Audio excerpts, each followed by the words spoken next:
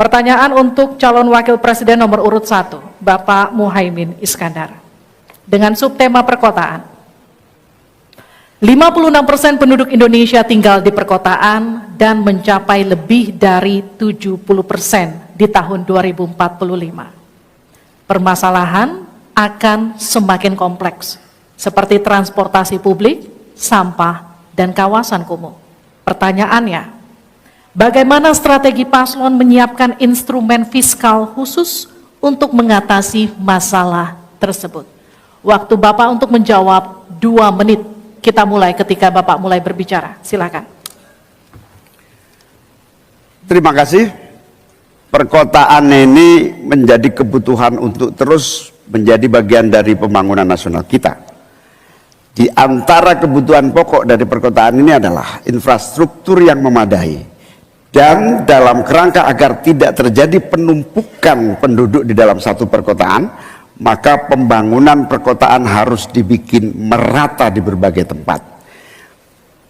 Kami memiliki satu tekad bahwa di dalam pemerintahan yang akan datang minimal harus dibangun 40 kota baru yang selevel dengan Jakarta, dengan kemampuan menampung jumlah penduduk, memberikan sarana dan prasarana yang memadai, sekaligus kemampuan untuk terjaganya lingkungan yang memungkinkan untuk sehat, termasuk kehidupan yang memberikan kenyamanan bagi seluruh penduduknya, di mana perumahan tidak terlampau jauh dari pusat-pusat pekerjaan, di mana akses pendidikan bisa sampai pada yang dibutuhkan. Sementara fiskal yang dibutuhkan, kita harus pandai-pandai mengambil prioritas. Sekali lagi, kita bukan setuju atau tidak setuju IKN. Yang paling penting adalah prioritas kepemerataan dan keadilan agar terbangun kota-kota sehingga sarana air bersihnya terwujud. Balikpapan kasihan, Banjarmasin kasihan, Pontianak kasihan. Karena apa? Kota-kota ini dalam waktu singkat bisa kita sulap menjadi lebih baik. Karena apa? Fiskal yang kita sediakan dirata adilkan di masing-masing perkotaan. Terakhir, bahwa perkotaan membutuhkan pendanaan, kita harus libatkan investasi swasta yang kita beri kepercayaan lebih baik lagi. Terima kasih. Saya berikan kesempatan kepada Pak Gibran, Cawapres nomor 2 untuk menanggapi. Waktu Anda 1 menit, silahkan. Gus Muhaimin ini agak aneh ya, pengen bangun kota selevel Jakarta tapi nggak setuju sama IKN. Tapi ya monggo lah ya, nggak apa-apa. Yang jelas untuk permasalahan perkotaan kita harus menggarap transportasi umumnya. Kita pastikan transportasi umum ini aman, nyaman, terutama bagi kaum disabilitas, lansia, dan anak-anak. Lalu kita pastikan transportasi umum ini ada digitalisasinya. Sekarang kan sudah ada teman bus. Nah ini harus kita replikasi di beberapa kota juga. Lalu untuk mungkin di level-level kota kecil kita pakai skema buy and service sehingga masyarakat bisa mencoba menggunakan transportasi umum secara gratis. Lalu untuk masalah kumuh, nah ini perlu kolaborasi BSPS dari Kementerian PUPR, RTLH dari Pemda, dan juga CSR dari swasta. Terima kasih. Harap tenang. Terima kasih.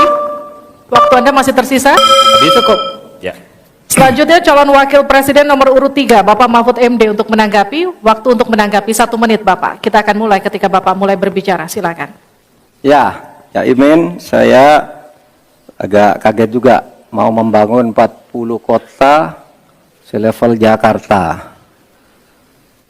Ya, apa itu bisa dilaksanakan 5 tahun Bapak menjadi presiden dan wakil presiden? Berapa kota dalam 5 tahun?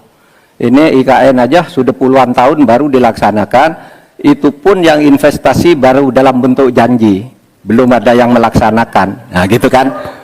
Lalu saudara 40, luar biasa menurut saya, 40 kota selevel Jakarta yang sudah metropolitan seperti itu. Lalu juga pembiayaannya menurut Pak Muhaimin, kalau nanti kita membentuk 40 kota itu pembiayaannya itu APBN, APBD, atau perlukah lembaga khusus seperti tadi ditanyakan oleh panelis melalui moderator. Ini perlu dijawab dulu agar semuanya tidak spekulatif. Selesai. Baik. Mohon maaf, waktu Anda habis. Kami akan kembalikan ke Pak Muhaimin. Mohon tenang, Tenang. belum selesai.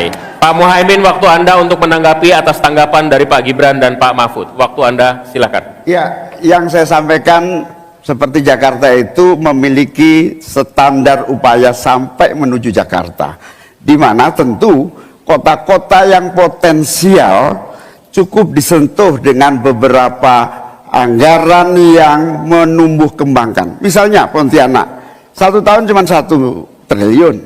Bagaimana kalau 1 tahun kita bisa investasikan pengembangan kota hingga 3 triliun, 5 triliun. APBN kita cukup.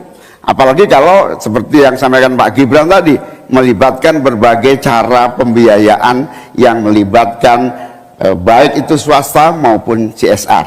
Jadi apa yang saya sampaikan selevel Jakarta itu target utama. Tetapi yang lebih penting dari itu adalah infrastruktur yang dibutuhkan dipersiapkan dari potensi yang sudah ada, sehingga dalam waktu singkat kota-kota 40 kota itu benar-benar sudah menggunakan potensi yang sudah dimiliki yang ada.